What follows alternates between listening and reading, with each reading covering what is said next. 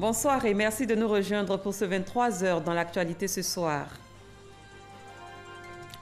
Les mamans sont célébrées ce dimanche 27 mai. La fête des mères s'est déroulée dans tout le pays. Nous verrons comment celles qui donnent la vie ont été honorées dans le district d'Abidjan.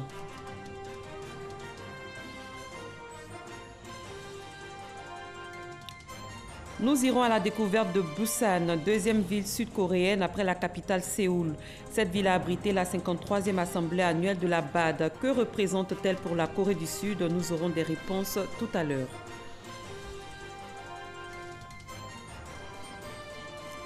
Une voix reconnaissable entre toutes s'est éteinte. L'animateur et conteur français Pierre Bellemare est décédé samedi à 88 ans. Sa mort a suscité une avalanche d'hommages, notamment dans le monde des médias. Bienvenue pour cette demi-heure d'information.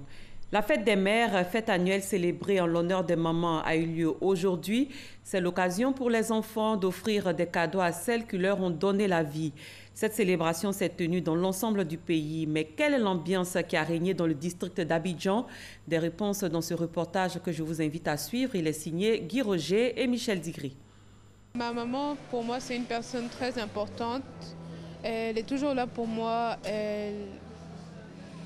C'est une personne très spéciale. Maman se débrouille pour qu'on soit en bonne santé, pour qu'on ait une bonne éducation, pour tout. Des enfants qui expriment leur amour, une maman qui se sent comblée, une scène de tendresse, c'est cela la fête des mères. En ce jour, l'occasion est donnée de vivre ou de revivre une communion mère-enfant. Oh, je suis contente, ça me va droit au cœur. Disons que c'est ma prière, hein. Je veux toujours donner le meilleur de moi-même à mes enfants, leur inculquer des valeurs. Et si aujourd'hui je suis spéciale pour eux, vraiment ça me va droit au cœur. Et pour rendre hommage à celles qui donnent la vie, quoi de plus significatif qu'un présent?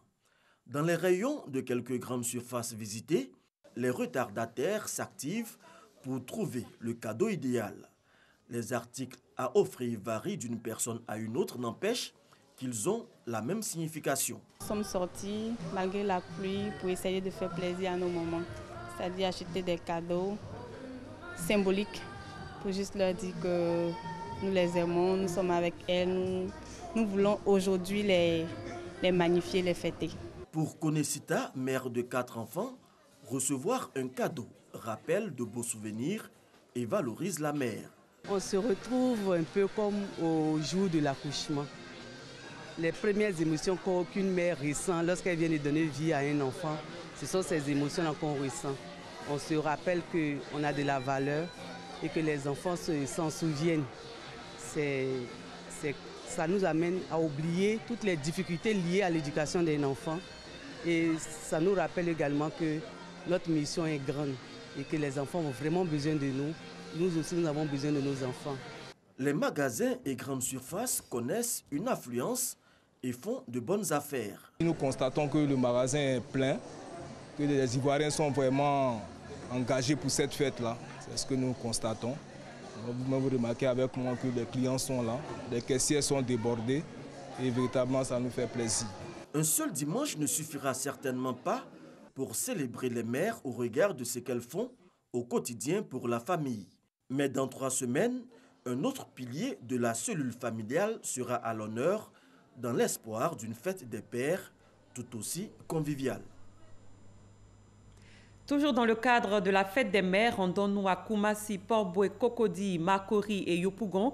En compagnie de nos reporters, voyons comment les mamans ont été célébrées dans ces communes. La mère, celle qui donne la vie. Normal qu'une journée lui soit dédiée. À Koumassi, c'est une semaine de festivités qui lui est consacrée pour ses bienfaits. À notre égard, concours culinaire, karaoké, visite surprise et concours Belle Maman. C'est le programme concocté par le sénateur maire Yapine Doiremon et son équipe pour les mamans de la commune. Réjouissance, convivialité, partage. Les mères n'ont pas boudé leur plaisir. Elles étaient présentes à toutes les étapes jusqu'au dimanche 27 mai, où au nombre de 5000 environ, elles ont reçu des cadeaux de la part du premier responsable de la commune. À noter, la semaine de la mère a commencé à débuter en 2001 avec 1000 mamans. Journée de reconnaissance et d'hommage aux mères. Les mamans de la commune de Port-Bouët ne sont pas restées en marge de cette célébration de la fête des mères. Elles ont été honorées par le ministre du Tourisme, Siandou Fofana, par ailleurs délégué communal du PDCI RDA à Port-Bouët. Ces femmes ont reçu de nombreux présents, notamment 10 000 pagnottes distribuées avec une importante enveloppe à l'appui. Le ministre Siandou Fofana a également invité les femmes de la commune de Port-Bouët à jouer pleinement avec responsabilité et dévouement leur rôle de pilier de la société. Plus de 3 000 pagnes offerts aux femmes de Yopougon-Kouti à l'occasion de la fête des mères. Un geste du président du club des amis Yobou Frank pour féliciter et remercier les femmes pour leur rôle important dans la société, plus particulièrement leur contribution dans l'éducation des enfants. Yobou Frank a invité les femmes à s'engager dans l'entrepreneuriat afin d'être autonomes et pouvoir mieux s'occuper de leur famille. Cette célébration de la fête des mères à Yopougon-Kouti a vu la présence du sénateur de la région de Gbeke, Alain Kokotré. Le réseau de la Chambre des experts européens département Afrique n'a pas voulu rester en marge de la célébration de la fête des mères. Cette organisation a décidé de célébrer les femmes réfugiées en Côte d'Ivoire. Pour le représentant résident de cette structure, il s'agit d'honorer ces femmes, ce jour important. Distribution de cadeaux dans une ambiance festive, les femmes ont exprimé leur gratitude au donateur pour son élan de solidarité. En termes de présent, le pain traditionnel ivoirien pourrait intéresser les mamans. Des journées ont d'ailleurs été consacrées à ce produit. Elles visent à valoriser le textile traditionnel du pays en vue d'en faire un puissant levier d'autonomisation des femmes. Ces journées se sont tenues du 24 au 26 mai dernier. Elles ont été initiées par la Fédération ivoirienne des textiles traditionnels. Nadia Eja, Francois-Diou. La femme au cœur du secteur du textile traditionnel en Côte d'Ivoire, de la filature du coton à la commercialisation des tissus, aucune étape ne lui échappe, un intérêt qui s'explique. J'ai fait une formation de modéliste. Et puis, je me suis dit, pourquoi ne pas promouvoir le pain de chez moi? Depuis tant de nos grands-mères font, nos mamans, jusqu'à aujourd'hui, nous on fait. Héritage de mère en fille, passion personnelle, gain financier, les femmes du secteur se disent satisfaites. Depuis 1985, je suis dans la vente des pains baoulés. C'est ce que je fais pour m'occuper des enfants. Un rôle important pour l'autonomisation de la femme. Chantal Guiraud est tisserande, teinturière et présidente de la Fédération ivoirienne des textiles traditionnels. Elle s'est donnée pour mission vulgariser ce secteur à travers les journées du pain traditionnel ivoirien. Thème de cette première édition textile et valorisation du pain traditionnel ivoirien, enjeux et perspectives pour l'autonomisation des femmes en Côte d'Ivoire. Mais nous voulons montrer à tous que nous sommes aptes à affronter les marchés internationaux. C'était très porteur. La femme a sa place et ça peut la rendre vraiment autonome. 3 jours, elles ont pu échanger sur les enjeux du secteur. Les formations et des expositions ventes ont animé ces journées. Pour le directeur de Côte d'Ivoire Tourisme, le pagne traditionnel joue un rôle capital. On ne sort pas un pagne traditionnel n'importe comment. Ça dépend des cérémonies, des lieux. Et c'est ce que les touristes viennent rechercher. L'âme de notre pays, l'âme de la diversité de la Côte d'Ivoire. Le textile, un secteur porteur donc, il est important aussi bien pour le tourisme que pour l'économie. Nous sommes dans le mois de Ramadan, c'est une période de piété et de partage. Dans ce contexte, membres du gouvernement et responsables du Conseil supérieur des imams se sont retrouvés hier pour rompre le jeûne. Ont également pris part à cette rupture collective les membres du corps diplomatique, des cadres musulmans ainsi que des rois et chefs traditionnels. Parga Sorokoni. La repentance, le pardon et la crainte des dieux. C'est sous ce signe qu'a été placée la traditionnelle rupture collective du jeûne de Ramadan du Conseil supérieur des imams en Côte d'Ivoire, COSIM. À cette occasion, le guide suprême de la communauté musulmane de Côte d'Ivoire, Cheikh Boakari Fofana, président du COSIM, a exhorté l'ensemble de la communauté musulmane au partage, à l'entraide et à l'amour. Il a aussi invité les cadres musulmans, mais aussi les fidèles, à plus de solidarité et de générosité en ce mois de Ramadan, mois de miséricorde et de partage. En instituant cette rupture collective, le Conseil supérieur des imams, au-delà des retombées spirituelles positives, enregistre également des retombées sociales indéniables. Cela rapproche les guides religieux dans un environnement de convivialité particulière, avec possibilité d'échanges utiles et cordiaux, Cela est en soi très positif. Cette rupture collective du jeûne du Ramadan du COSIM a vu la participation de représentations diplomatiques accréditées en Côte d'Ivoire, des imams, des guides des autres confessions religieuses, des rois et chefs traditionnels. Elle a également bénéficié du soutien du ministre d'État, ministre de la Défense Ahmed Bakayoko, représentant le président de la République Alassane Ouattara, du grand médiateur de la République et des membres du gouvernement. Le président nous a demandé de vous dire, beaucoup a déjà été fait pour la réconciliation entre les fils et les filles de la Côte d'Ivoire, pour la cohésion sociale, pour le développement.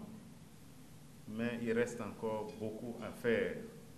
Il vous demande donc, vénérés guides religieux, de poursuivre vos actes de dévotion et de prière à l'endroit de notre pays afin que les objectifs qu'il s'est fixés, qui se résument dans le bonheur de l'Ivoirien, puissent être atteints.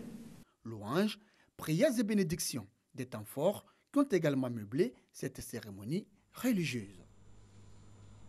Les lampions se sont éteints sur la 53e assemblée annuelle de la Banque africaine de développement. C'est la ville de Busan, en Corée du Sud, qui a abrité ses assises. Busan, deuxième ville sud-coréenne après Séoul, la capitale, est aussi un pôle économique et touristique. Elle est la ville aux 1000 montagnes. Notre envoyé spécial en Corée du Sud, Cheikh Kone, nous l'a fait découvrir. Suivez son reportage. Busan, ou encore la ville aux 1000 collines, est la deuxième grande ville de la Corée du Sud, avec une population estimée à 3,7 millions d'habitants. Située à 325 km de la capitale Séoul, au sud-est de la Corée, cette ville portuaire détient le plus grand port du pays, mais aussi le 5e grand port à conteneurs au monde. En quelques années, cette métropole est devenue le centre économique et industriel de la Corée. Depuis très longtemps, Busan est un très grand pôle économique de la Corée du Sud, grâce à son port. Il y a environ 1000 ans qu'il est connu comme tel, comme une ville portuaire. Et jusqu'à présent, cette activité portuaire se poursuit. C'est donc vous dire que cette ville représente beaucoup pour l'économie sud-coréenne. Busan est également célèbre pour ses sites touristiques comme sa plage Haeundae Habian, avec ses impressionnants châteaux de sable, ou encore son mythique pont Hwagan-daekyo, long de 7 km, appelé aussi le pont de diamant. Du Festival international du film de Busan, en passant par le Festival de la mer, au Festival des feux d'artifice, la ville de Busan accueille environ 8 millions de touristes chaque année, mais également des communautés africaines. C'est le cas de l'Ivoirien Thierry Boabi, qui a parcouru près de 13 500 km loin de sa terre natale, la Côte d'Ivoire, pour se retrouver dans cette partie du monde. C'est une ville calme et le coût de la vie est relativement supportable pour les étudiants. Le logement ici pour les étudiants est à moindre coût. Avec une somme de $250, tu peux avoir une chambre. Par contre, à Séoul, il faut la somme de 400 à $450 pour avoir une chambre, pour bien se loger en tant qu'étudiant ici en Corée du Sud. Arrivé il y a 4 ans dans cette ville, sans un mot de coréen, ce jeune Ivoirien a connu une intégration fulgurante dans ce pays. Aujourd'hui, en plus de son master en communication obtenu la veille de notre rencontre, il est assistant dans l'une des 20 universités que compte la ville. Busan, c'est la seule ville là où il ne neige pas ici en Corée du Sud. Et pour un jeune Africain qui n'a jamais eu l'expérience du froid, je pense que Busan est une ville quand même propice pour moi pour faire mes études supérieures. C'est la ville là où il y a beaucoup d'opportunités pour un étudiant. C'est une ville qui a joué un rôle très important pendant la guerre de Corée, et puisque plusieurs soldats des pays étrangers qui ont aidé la Corée ont débarqué donc, par le port de Busan. Donc aujourd'hui, la ville de Busan est une ville très importante, une ville touristique, une ville de réunion. Plusieurs réunions se sont tenues ici dans le passé. Pôle économique et culturel, la ville de Busan joue un rôle déterminant et stratégique dans le développement économique de la Corée du Sud, mais aussi un grand carrefour d'opportunités d'affaires pour d'éventuels investisseurs. Parlons diplomatie. La Côte d'Ivoire et la Hongrie renforcent leurs liens. La Hongrie a désormais un consulat honoraire à Abidjan. Sa mission va s'étendre à la promotion des relations d'amitié et au développement des relations économiques et commerciales entre les deux pays. Abou Sanougou. Un toast en l'honneur du raffermissement des liens d'amitié et de coopération entre la Hongrie et la Côte d'Ivoire. La Hongrie renforce sa présence en Afrique subsaharienne par l'ouverture de nouvelles missions diplomatiques et consulats honoraires.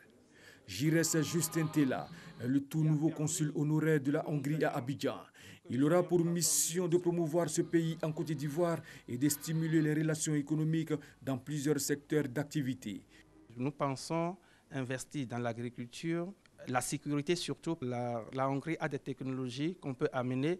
L'ambassadeur de la Hongrie en Côte d'Ivoire avec résidence au Ghana a relevé que son pays est disposé à favoriser et à approfondir ses liens diplomatiques existants avec la Côte d'Ivoire. La Hongrie, selon lui, a soif d'ouverture et de nouveaux partenaires dans tous les secteurs d'activité. Le secteur agroalimentaire, ça peut être un terrain où on peut voir une coopération. Il faut bien faire des développements d'infrastructures. Donc nous sommes prêts de monter des logements sociaux, des stades, des hôpitaux. Donc nous sommes prêts. La Côte d'Ivoire se félicite de l'ouverture d'un consulat honoraire de la Hongrie à Abidjan. Elle salue la nécessité de coopération entre les deux pays. Faire connaître les immenses potentialités ivoiriennes afin d'inciter les opérateurs hongrois à prendre part au programme national de développement 2016-2020. Envisager l'organisation d'une journée ivoirienne en Hongrie. Je voudrais aussi me féliciter de l'ouverture de ce consulat honoraire de Hongrie en Côte d'Ivoire et proposer en retour la création d'un consulat honoraire de Côte d'Ivoire en Hongrie. L'ouverture officielle du consulat honoraire de la Hongrie à Abidjan marque le 50e anniversaire des relations diplomatiques entre la Côte d'Ivoire et la Hongrie. En santé, l'USAID, le ministère de la Santé et de l'Hygiène publique, ainsi que d'autres partenaires viennent de mettre en place la télémédecine à travers un partenariat public-privé. Ce projet a pour but d'améliorer la qualité des services de prévention, de soins et du traitement des patients infectés par le VIH à travers l'utilisation des TIC. Son coût, 333 millions de francs CFA, et concerne les villes d'Abidjan, Bouaké et de Boundiali. Franck Wadiou. Plus besoin pour les médecins du district sanitaire de Boundiali de référer leurs patients vers un centre de santé de niveau supérieur. Ils peuvent, grâce à la téléexpertise, bénéficier d'orientation de spécialistes basés à Abidjan dans la prise en charge des patients. Un projet de télémédecine a été mis sur pied pour leur permettre de bénéficier de formations à distance et aussi de téléexpertise. Nous organisons ici, dans ce centre de télémédecine de Feltissac et de Boundiali, chaque vendredi, de 10h à midi, des sessions de téléexpertise. Les médecins de Boundiali, du district de Boundiali, se mettent dans la salle à Boundiali et par visioconférence, ils discutent, ils présentent leurs cas cliniques les plus complexes où ils ont des difficultés aux experts. Ce qui évite, premièrement, que ce patient soit référé et deuxièmement, ce qui évite très souvent, comme on l'a vu dans les cas qu'on a déjà eu, des cas d'échec thérapeutique. Ce projet financé par l'USAID, IPS et la Fondation Aga Khan, à hauteur de 333,5 millions de francs CFA, va permettre, selon les praticiens, de résoudre d'énormes problèmes auxquels les médecins du district sanitaire de Boundiali étaient confrontés. Nous sommes pratiquement à 600-700 km d'Abidjan et souvent nous sommes confrontés à un problème de spécificité dans la prise en charge de certains de nos patients dans différentes pathologies. Et c'est dans ce sens-là que ce projet vient à point nommé pour rapprocher, bien entendu, des cas cliniques qui paraissaient un peu difficiles à traiter. Dans sa première phase, ce projet a permis d'obtenir des résultats probants. Entre autres, 165 professionnels de santé formés, 83 cas cliniques de VIH discutés pendant les téléconférences et 18 séances de formation en ligne dispensées. On vient de voir à travers cette présentation ce que les numériques peuvent apporter dans l'amélioration de la qualité des soins. C'est important. Et donc vous voyez qu'aujourd'hui, nous pouvons utiliser plusieurs outils. Et cet outil nous paraît important pour améliorer la performance de nos patients. Ce projet a aussi pour objectif augmenter le nombre de personnes qui connaissent leur statut sérologique à VIH et le nombre de personnes séropositives qui bénéficient de thérapies antirétrovirales. Pour le magazine de ce dimanche, le directeur général de l'ONAD, l'Office national de l'assainissement, était sur le plateau du journal télévisé de 13h. Il s'est exprimé sur les dispositions pour optimiser l'assainissement et le drainage en Côte d'Ivoire. Voici un extrait de son entretien avec Hamza Diaby. Au mois de février de chaque année, nous lançons déjà ce que nous appelons les travaux pré-saison, mais qui concernent les ouvrages primaires que vous venez de citer, l'Indénier, la route du Banco, sur la route de Yopougon, à Bonomé, qu'on a vu un très bel élément qu'on vient de voir, et puis un exutoire vers le Golf Hotel, font l'objet de travaux de curage permanents. Alors à cet effet d'ailleurs, même c'est quelques 200 000 mètres cubes de produits de curage chaque année qu'il faut enlever. Bien sûr, il y a tous les points critiques dans la ville d'Abidjan qui font l'objet de nos traitements. Il y a un nouveau schéma directeur pour la ville d'Abidjan. Ouais, vous avez entendu parler de 530 milliards, mais moi j'ai foi que le gouvernement d'arrache-pied est en train de mettre tout en œuvre pour que les Ivoiriens aient un cadre de vie sain, qui est un indicateur de développement. Il va falloir rapidement mobiliser les ressources et sur ce plan, nous sommes confiants.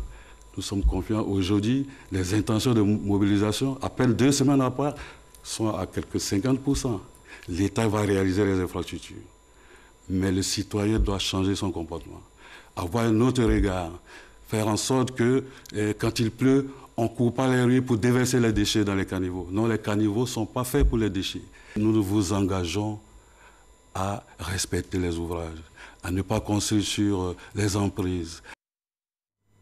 Dans l'actualité politique, le RDA continue d'appeler les nouveaux majeurs à se faire enrôler.